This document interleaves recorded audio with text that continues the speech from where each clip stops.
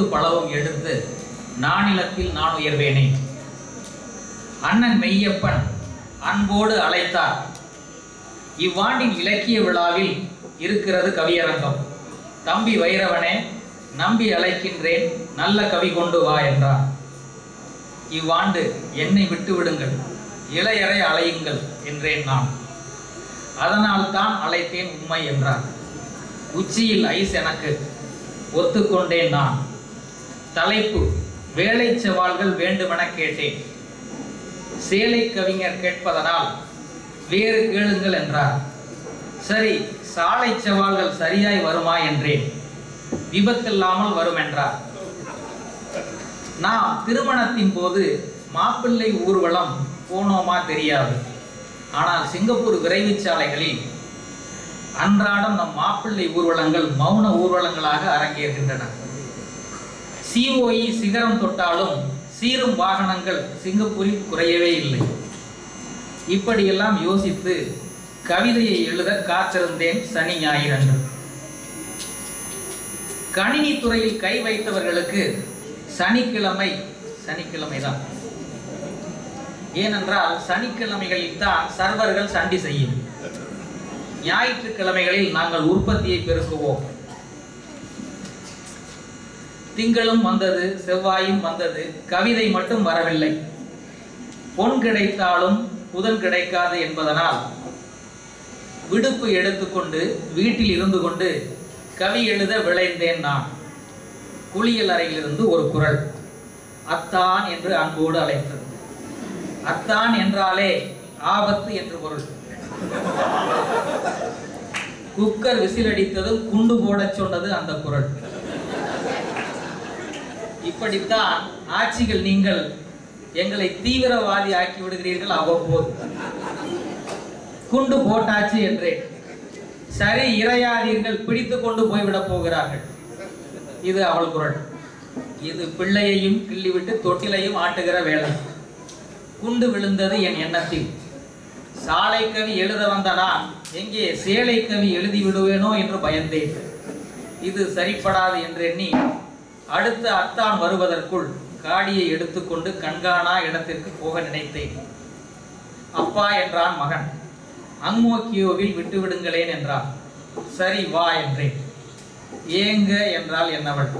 என்ன ஏங்குகிறாய் என்றேன். எனக்காக அவள் அடிக்கடி இப்படியெல்லாம் ஏங்குவாள். என்னையும் எங்காவது போகிற வழியில் இறக்கி விடுங்கள் என்றார். எங்காவது என்பதற்கு கோயில் என்றொரு பொருள் உண்டு. என்னை திரியோடு எனக்கு முன்னே அவள், அவளுக்கு முன்னே அவன். புறப்பட்டோம் நாங்கள். இவர்களை இறக்கி விட்டுவிட்டு பார்க்கில் உட்கார்ந்து பாட்டெழுத பறந்தேன் நான். SLE பிடித்து CTE வழியாக சீறி பாய்ந்தது என் டொயோட்டோ. சிங்கப்பூர் சாலைகள் சீரான சாலைகள். குண்டு குழி ஏதுமின்றி தீவு முழுதும் ஓடி கிடந்தன ஒழுங்கான சாலைகள். 4 வழித்தடங்கள், அங்கங்கே அறிகுறி பலகைகள். சிட்டி நோக்கி சீறி பாய்ந்து கொண்டிருந்தன வாகனங்கள். சற்று நேரத்தில் போக்குவரவு மெதுவடைந்து வேகம் குறைந்து முற்றிலும் நின்று போனது ஊர்வலம். வாகன விபத்தென்று வானொலி செய்தி. முதலாம் வழித்தடத்தை முற்றிலும் தவிர்க்க சொன்னார் அறிவிப்பாளர் ஆனந்த். வெளியே பார்த்தேன். கண்ணு கட்டிய தூரம் வரை காடிகள். எல்லா காடிகளிலும் ஒற்றை நபர்கள். என்னவாயிற்று கார் போலிங்? எல்லாம் சரியாக 2 மணி நேரமானது. கடந்து போகையில் பார்த்தேன் விபத்தை. 3 வாகனங்கள் முத்தமிட்டு கொண்டு முகம் நொறுங்கி கிடந்தன. மோட்டார் சைக்கிள் ஒன்று முறுக்கி கொண்டு கிடந்தது. கடந்து போனாலும் காட்சி மறையவில்லை மனத்தில். CBDக்குள் நுழைந்த போது ERP 4 வெள்ளி வெட்டியதும் தான் நினைவு வந்தது எனக்கு. பேசாமல் பெருவிரைவு ரயில் எடுத்தே வந்திருக்கலாம். தேவையா எனக்கு? தேவைதான் என்றது ஆர்ச்சர்ட் ரோடு ERP மேலும் 1 வெள்ளி வெட்டி கொண்டு. சரி, போனால் போகட்டும் போடா என்று அருகில் இருந்த பார்க்கில் வண்டியை பார்க் செய்துவிட்டு புல்தரையில் உட்கார்ந்து புது சிந்தனை புரிந்தேன். அதுவரை சும்மா இருந்த என் கை தொலைபேசி கனைத்தது. எடுத்து பார்த்தேன். அவசரம், அழைக்கவும் என்று 2 குறுந்தகவல்கள். அடுத்தடுத்து வந்தன அலுவலக கால்கள். அனைத்தும் பேசி முடித்ததும் என் கை சும்மா இருக்காமல் இமெயிலை நோண்டியது. அங்கே 10 மெயில்கள் தோகை விரித்தாடின. மயிலாட்டத்தை ரசித்து முடித்த போது மாலை மணி 5. வயிறு பூவா கேட்டது. வண்டியை எடுத்து மாலை போக்குவரத்தில் சிக்கி வீட்டை அடைந்த போது தொலைக்காட்சி செய்தியில் சொல்லிக் கொண்டிருந்தார்கள், விபத்துக்களுக்கு முக்கிய காரணம் கை தொலைபேசியா.